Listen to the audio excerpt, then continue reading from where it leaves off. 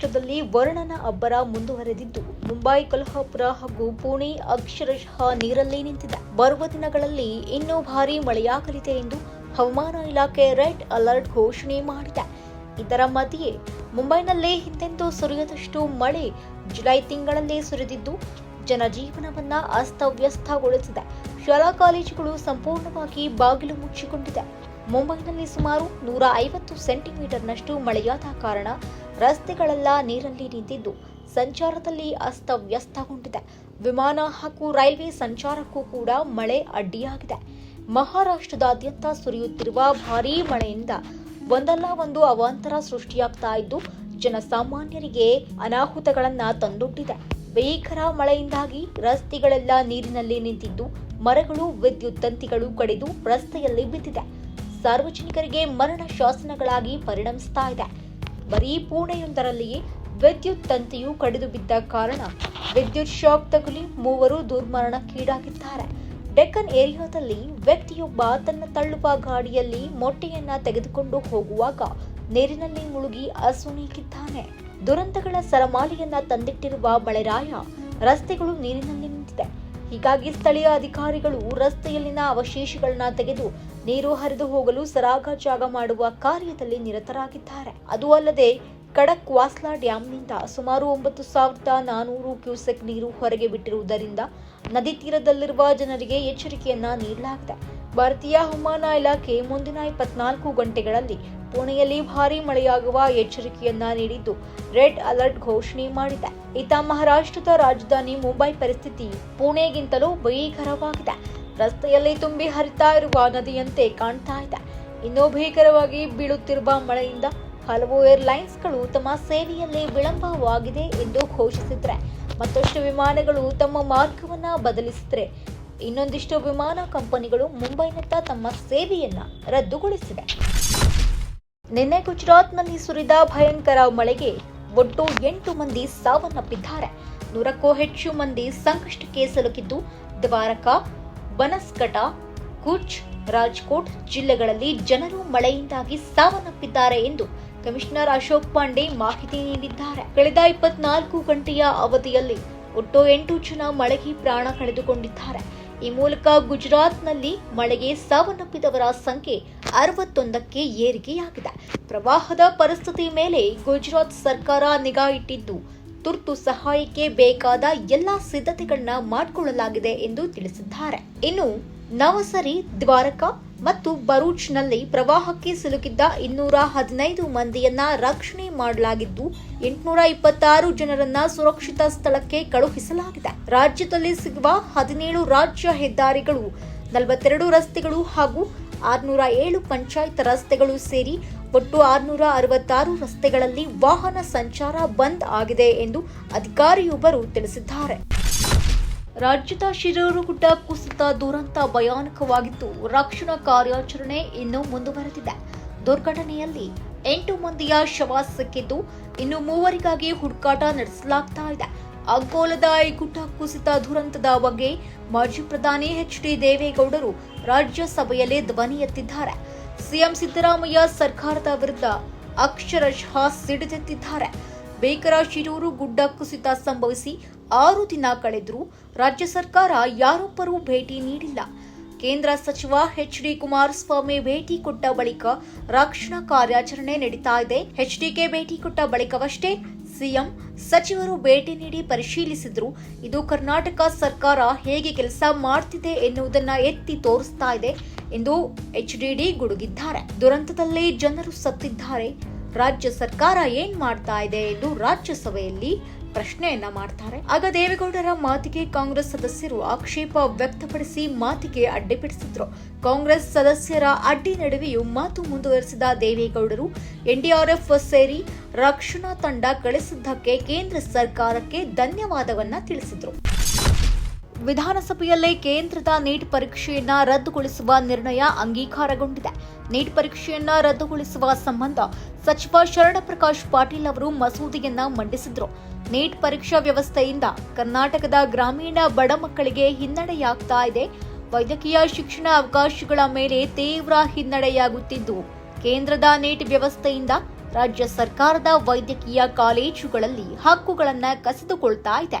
ವಿದ್ಯಾರ್ಥಿಗಳಿಗೆ ಪ್ರವೇಶ ನೀಡುವ ರಾಜ್ಯ ಸರ್ಕಾರದ ಹಕ್ಕುಗಳನ್ನು ಕಸಿದುಕೊಳ್ತಾ ಇದೆ. ಹೀಗಾಗಿ ನೀಟ್ ಪರೀಕ್ಷಾ ವ್ಯವಸ್ಥೆಯನ್ನ ರದ್ದು ಮಾಡಬೇಕೆಂದು ನಿರ್ಣಯವನ್ನ ಮಂಡಿಸಿದ್ರು. ಜೊತೆಗೆ ನೀಟ್ ಪರೀಕ್ಷೆಯಿಂದ ಕರ್ನಾಟಕಕ್ಕೆ ವಿನಾಯಿತಿ ನೀಡಬೇಕು, ವಿದ್ಯಾರ್ಥಿಗಳಿಗೆ ಸಿಇಟಿ ಅಂಕ ಆಧರಿಸಿ ವೈದ್ಯಕೀಯ ಕಾಲೇಜು ಪ್ರವೇಶ ನೀಡಬೇಕೆಂದು ನಿರ್ಣಯವು ವಿಧಾನಸಭೆಯಲ್ಲಿ ಅಂಗೀಕಾರಗೊಂಡಿದೆ. ನೀಟ್ ಪರೀಕ್ಷೆ ಪತ್ರಿಕೆ ಸೋರಿಕೆ ವಿಚಾರ ದೇಶವನ್ನೇ ಬೆಚ್ಚಿ ಬೀಳಿಸಿದ ಬೆನ್ನಲ್ಲೇ ಕರ್ನಾಟಕ ಸರ್ಕಾರದ ಈ ನಿರ್ಧಾರಕ್ಕೆ ಬಂದಿದೆ. ವಿಧಾನ ಪರಿಷತ್ನಲ್ಲೂ ಮಸೂದೆ ಅಂಗೀಕಾರಗೊಂಡರೆ ಮುಂದಿನ ದಿನಗಳಲ್ಲಿ ಕರ್ನಾಟಕ ತನ್ನದೇ ಆದ ವೈದ್ಯಕೀಯ ಪ್ರವೇಶ ಪರೀಕ್ಷೆ ನಡೆಸುತ್ತದೆ. ನೀಟ್ ಪರೀಕ್ಷೆಯನ್ನ ರದ್ದುಪಡಿಸಲು ಮತ್ತು ದ್ವಿತೀಯ ಪಿಯುಸಿ ಅಂಕಗಳನ್ನು ಬಳಸಿಕೊಂಡು ರಾಜ್ಯ ಆಧಾರಿತ ವೈದ್ಯಕೀಯ ಪ್ರವೇಶದ ಹಳೆಯ ವ್ಯವಸ್ಥೆಗೆ ಹಿಂದಿರುಗಲು ತಮಿಳುನಾಡು, ಪಶ್ಚಿಮ ಬಂಗಾಳ ಕೂಡ ಮುಂದಾಗಿದೆ. ಇದೀಗ ಕರ್ನಾಟಕ ಕೂಡ ಅದೇ ಹಾದಿಯಲ್ಲಿ ಮುಂದುವರಿಯಲು ನಿರ್ಧರಿಸಿದೆ. ಈ ಮೂಲಕ ನೀಟ್ ವಿರುದ್ಧ ನಿರ್ಣಯ ಮಂಡಿಸಿದ 3ನೇ ರಾಜ್ಯ ಕರ್ನಾಟಕವಾಗಿದೆ. ಹಿರಿಯ ನಟಿ ಗಿರಿಜಾ ಲೋಕೇಶ್ ಅವರು ದರ್ಶನ್ ಸ್ಥಿತಿ ನೋಡಿ ಕಣ್ಣೀರು ಹಾಕಿದ್ದಾರೆ. ಹೌದು, ದರ್ಶನ್ ತುಂಬಾ ಮುಗ್ಧ ಹುಡುಗ ಎಂದು ಹೇಳಿದ್ದು. ಈ ಬಗ್ಗೆ ಮಾತನಾಡಿರೋ ಗಿರಿಜಾ ಲೋಕೇಶ್, ನಾನು ದರ್ಶನ್ರನ್ನ 14 ವರ್ಷ ಇರುವಾಗಿನಿಂದ ನೋಡಿದ್ದೇನೆ. ಅವರಪ್ಪ ಸತ್ತಾಗ ದರ್ಶನ್ ಮನೆ ಸಾಗಿಸಿದ ರೀತಿ, ಅಕ್ಕನ ಮದುವೆ ಮಾಡಿಸಿದ್ದು ಎಲ್ಲ ನನ್ನ ಕಣ್ಮುಂದೆ ಬರ್ತಾ ಇದೆ ಎಂದು ಹೇಳಿದ್ರು. ದರ್ಶನ್ ಇಂಡಸ್ಟ್ರಿಗೆ ಬರುವಾಗ ಸಾಕಷ್ಟು ಕಷ್ಟಪಟ್ಟಿದ್ದಾರೆ, ಅಷ್ಟೇ ದೊಡ್ಡ ಮಟ್ಟದ ಹೆಸರು ಕೂಡ ಮಾಡಿದ್ರು.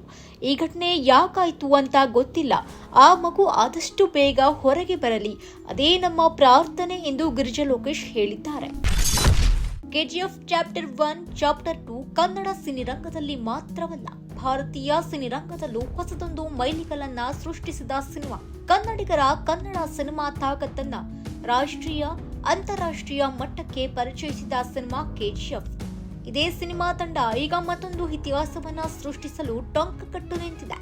ಎಸ್, ಕೆಜಿಎಫ್ ಚಾಪ್ಟರ್ 3 ಸೃಷ್ಟಿಯಾಗಲು ಎಲ್ಲಾ ವೇದಿಕೆಗಳು ಸಿದ್ಧಗೊಂಡಿವೆ. ಬೆಳ್ಳಿ ತೆರೆಯ ಮೇಲೆ ಮತ್ತೊಮ್ಮೆ ರಾಕಿ ಭಾಯ್ ಅಬ್ಬರಿಸಲು ಸಜ್ಜಾಗಿದ್ದಾನೆ. ಇದರ ನಡುವೆ ಬಂದಿರುವ ಮತ್ತೊಂದು ದೊಡ್ಡ ಸುದ್ದಿ ಏನಂದ್ರೆ, ಅದು ಕೆಜಿಎಫ್ ಚಾಪ್ಟರ್ 3ಗೆ ತಮಿಳು ದಿಗ್ಗಜ ನಟ ಅಜಿತ್ ಎಂಟ್ರಿ ಕೊಡಲಿದ್ದಾರೆ ಅನ್ನೋದು. ತಮಿಳು ಅಜಿತ್ರನ್ನ ಕೆಜಿಎಫ್ ನಿರ್ಮಾಪಕ ಪ್ರಶಾಂತ್ ನೀಲ್ ಭೇಟಿಯಾಗಿದ್ದಾರೆ ಎಂಬ ಸುದ್ದಿ ತಿಳಿದು ಬಂದಿದೆ.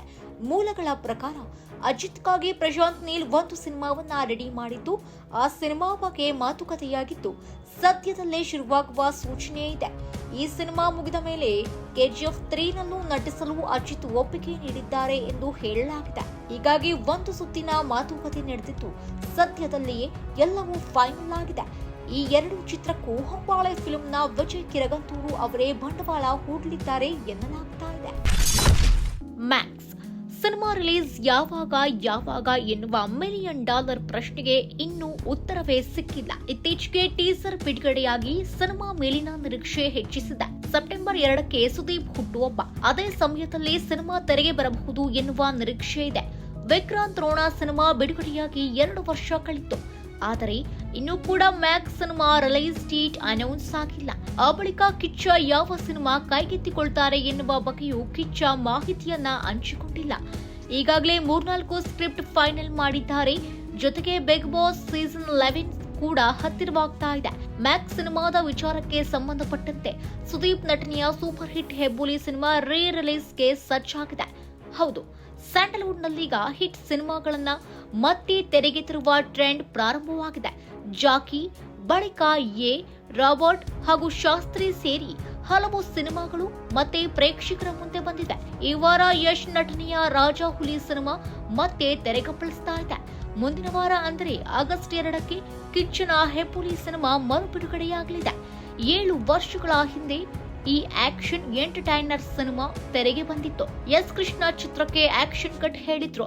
ರಘುನಾಥ್ ಜೊತೆ ಸೇರಿ ಉಮಾಪತಿ ಶ್ರೀನಿವಾಸ್ ಚಿತ್ರಕ್ಕೆ ಹಣ ಹಾಕಿದ್ರು. ಸಿನಿಮಾದಲ್ಲಿ ಕ್ಯಾಪ್ಟನ್ ರಾಮ್ ಆಗಿ ಸುದೀಪ್ ಅಬ್ಬರಿಸಿದ್ರು. ಸುದೀಪ್ ಸ್ಟೈಲಿಶ್ ಲುಕ್ ಅಭಿಮಾನಿಗಳ ಗಮನವನ್ನ ಕೂಡ ಸೆಳೆದಿತ್ತು. ನಟಿ ನತಾಶಾ ಸ್ಟ್ಯಾಂಕೋವಿಕ್ ಮತ್ತು ಸ್ಟಾರ್ ಕ್ರಿಕೆಟಿಗ ಹಾರ್ದಿಕ್ ಪಾಂಡ್ಯ ದಾಂಪತ್ಯದಲ್ಲಿ ಬಿರುಕು ಮೂಡಿ ಇಬ್ಬರು ಪ್ರತ್ಯೇಕವಾಗಿ ಬದುಕುತ್ತಿದ್ದಾರೆ. ಸ್ಟಾರ್ ಜೋಡಿ ಬೇರೆ ಬೇರೆಯಾದ ಬೆನ್ನಲ್ಲೇ ನತಾಶಾ ತನ್ನ ತವರು ಸರ್ಬಿಯಾಗೆ ವಾಪಸ್ಸಾಗಿದ್ದಾರೆ. ಹೌದು, ನತಾಶಾ ಜುಲೈ 24ರಂದು ತಮ್ಮ ಇನ್ಸ್ಟಾಗ್ರಾಂ ಖಾತೆಯಿಂದ ವಿಡಿಯೋ ಮತ್ತು ಕೆಲವು ಫೋಟೋಗಳನ್ನ ಹಂಚಿಕೊಂಡಿದ್ದಾರೆ. ಫೋಟೋದಲ್ಲಿ ನತಾಶಾ ತಮ್ಮ ಪುತ್ರ ಅಗಸ್ತ್ಯನ ಜೊತೆ ಕಾಣಿಸಿಕೊಂಡಿದ್ದಾರೆ. ಪಾಂಡ್ಯರಿಂದ ಬೇರೆಯಾದ ನಂತರ ನತಾಶಾ ಮಗನೊಂದಿಗೆ ಸಮಯ ಕಳೆದಿದ್ದಾರೆ. ನತಾಶಾ ಪುತ್ರನೊಂದಿಗೆ ಮೃಗಾಲಯಕ್ಕೆ ಹೋಗಿದ್ರು. ಅವುಗಳನ್ನ ಫೋಟೋಗಳನ್ನು ಕೂಡ ಸೋಷಿಯಲ್ ಮೀಡಿಯಾದಲ್ಲಿ ಹಂಚಿಕೊಂಡಿದ್ದಾರೆ. ಈ ಪೋಸ್ಟ್ಗೆ ಪಾಂಡ್ಯ ಹಾರ್ಟ್ ಸಿಂಬಲ್ ಹಾಕಿ ಕಮೆಂಟ್ ಮಾಡಿದ್ದಾರೆ. ಮಾಜಿ ಪತ್ನಿ ಹಾಕಿದ್ದ ಪೋಸ್ಟ್ಗೆ ಪಾಂಡ್ಯ ಕಮೆಂಟ್ ಮಾಡಿರುವುದನ್ನ ಅಭಿಮಾನಿಗಳು ಇಷ್ಟಪಟ್ಟಿದ್ದಾರೆ. ಅಂದಹಾಗೆ ಪಾಂಡ್ಯ ಹಾಗೂ ನತಾಶಾ ತಮ್ಮ ಪುತ್ರನನ್ನ ಒಟ್ಟಿಗೆ ಬೆಳೆಸಲು ನಿರ್ಧರಿಸಿದ್ದಾರೆ ಎನ್ನಲಾಗಿದೆ. ಟಿ20 ವಿಶ್ವಕಪ್ನಿಂದ ದೂರ ಉಳಿದಿದ್ದ ಕೆಎಲ್ ರಾಹುಲ್ ಮತ್ತು ಶ್ರೇಯಸ್ ಅಯ್ಯರ್ ಕೂಡ ಏಕದಿನ ಸರಣಿಗೆ ಆಯ್ಕೆಯಾಗಿದ್ದಾರೆ. ಬುಮ್ರಾ ಮಾತ್ರ ರೆಸ್ಟ್ ನಲ್ಲಿದ್ದಾರೆ. ಹೌದು, ರೋಹಿತ್ ಶರ್ಮಾ ಏಕದಿನ ಸೀರೀಸ್ನಿಂದ ರೆಸ್ಟ್ ತೆಗೆದುಕೊಂಡಿದ್ದಾರೆ ಎನ್ನಲಾಗಿತ್ತು. ಹಾಗಾಗಿ ಏಕದಿನ ಮಾದರಿಯಲ್ಲೇ ಭಾರತ ತಂಡವನ್ನ ರಾಹುಲ್ ಅವರೇ ಮುನ್ನಡೆಸಲಿದ್ದಾರೆ. ಕೋಚ್ ಗೌತಮ್ ಗಂಭೀರ್ ಕೂಡ ಕೆಎಲ್ ರಾಹುಲ್ ಭಾರತ ಏಕದಿನ ತಂಡದ ಕ್ಯಾಪ್ಟನ್ ಆಗಲಿ ಎಂಬ ಅಭಿಪ್ರಾಯ ವ್ಯಕ್ತಪಡಿಸಿದ್ರು. ಈ ವಿಚಾರ ತಿಳಿದು ಬಂದಿತ್ತು. ಆದರೆ ಈಗ ರೋಹಿತ್ ವಾಪಸ್ ಬಂದಿದ್ದು ಅವರೇ ಮುನ್ನಡೆಸಲಿದ್ದಾರೆ ಎನ್ನಲಾಗಿದೆ. ವಿಚಿತ್ರ ಅಂದ್ರೆ ಶುಭ್ಮನ್ ಗಿಲ್ ಉಪನಾಯಕನ ಪಟ್ಟ ಕಟ್ಟಲಾಗಿತ್ತು. ಈ ಮೂಲಕ ಟೀಂ ಇಂಡಿಯಾ ಮುಂದಿನ ಕ್ಯಾಪ್ಟನ್ ಆಗಬೇಕಿದ್ದ ಕೆಎಲ್ ರಾಹುಲ್ಗೆ ಬಿಗ್ ಶಾಕ್ ಎದುರಾಗಿದೆ. ಇನ್ನು ಶ್ರೀಲಂಕಾ ವಿರುದ್ಧ ಸರಣಿಗಾಗಿ ಕೆಎಲ್ ರಾಹುಲ್ ಈಗಾಗಲೇ ನೆಟ್ನಲ್ಲಿ ಪ್ರಾಕ್ಟೀಸ್ ಶುರು ಮಾಡಿದ್ದಾರೆ. ನೆಟ್ನಲ್ಲಿ ಪ್ರಾಕ್ಟೀಸ್ ಮಾಡ್ತಾ ಇರೋ ವಿಡಿಯೋಗಳನ್ನ ಕೆಎಲ್ ರಾಹುಲ್ ಸೋಷಿಯಲ್ ಮೀಡಿಯಾದಲ್ಲಿ ಪೋಸ್ಟ್ ಮಾಡಿದ್ದಾರೆ. ಈ ಮೂಲಕ ಫ್ಯಾನ್ಸ್ಗೆ ಗುಡ್ ನ್ಯೂಸ್ ಕೊಟ್ಟಿದ್ದಾರೆ. ವಿರಾಟ್ ಕೊಹ್ಲಿ ವಿಶ್ವ ಕ್ರಿಕೆಟ್ ತಂಡದ ಸರ್ವಶ್ರೇಷ್ಠ ಬ್ಯಾಟ್ಸ್ಮನ್. ಭಾರತದ ನೆಲದಲ್ಲಿ ಮಾತ್ರವಲ್ಲ, ವಿಶ್ವದಾದ್ಯಂತ ಬೌಲರ್ಗಳನ್ನ ಬೆಂಡೆತ್ತಿ ರನ್ ಶಿಖರವನ್ನೇ ಕಟ್ಟಿರುವ run machine. Australia, New Zealand, south Africa, England ಈ ಸೇನಾ ಕಂಟ್ರಿಗಳಲ್ಲಿ ರನ್ ಗಳಿಸುವುದು ಏಷ್ಯನ್ ಬ್ಯಾಟ್ಸ್ಮನ್ಗಳಿಗೆ ಅಸಾಧ್ಯ ಅನ್ನೋ ಮಾತನ್ನ ಸುಳ್ಳು ಮಾಡಿದ್ದು ವಿರಾಟ್ ಕೊಹ್ಲಿ. ಇಂತಹ ಆಟಗಾರನಿಗೆ ಪಾಕ್ ಮಾಜಿ ಕ್ರಿಕೆಟಿಗ ಯೂನಿಸ್ ಖಾನ್ ಪಾಕಿಸ್ತಾನಕ್ಕೆ ಬಂದು ರನ್ ಗಳಿಸಲಿ ಅನ್ನೋ ಸವಾಲನ್ನ ಹಾಕಿದ್ದಾರೆ. ಹೌದು, 16 ವರ್ಷಗಳ ಸುದೀರ್ಘ ಕರಿಯರ್ನಲ್ಲಿ ವಿರಾಟ್ ಕೊಹ್ಲಿ ವಿಶ್ವದ ಹಲವೆಡೆ ಆಟವಾಡಿದ್ದಾರೆ. ಪಾಕಿಸ್ತಾನ ವಿರುದ್ಧವಂತೂ ಪರಾಕ್ರಮವನ್ನೇ ಮೆರೆದಿದ್ದಾರೆ. ಪಾಕ್ ಬೌಲರ್ಗಳನ್ನ ಸಿಂಹ ಸ್ವಪ್ನದಂತೆ ಕಾಡಿದ್ದಾರೆ. ಕೊಹ್ಲಿ ಪಾಕಿಸ್ತಾನದಲ್ಲಿ ಮಾತ್ರ ಒಂದೇ ಒಂದು ಪಂದ್ಯವನ್ನ ಆಡಿಲ್ಲ. ಹೀಗಾಗಿಯೇ ವಿರಾಟ್ ಕೊಹ್ಲಿಗೆ ಯೂನಿಸ್ ಖಾನ್ ಪಾಕ್ಗೆ ಬಂದು ಆಡುವ ಸವಾಲನ್ನ ಹಾಕಿದ್ದಾರೆ.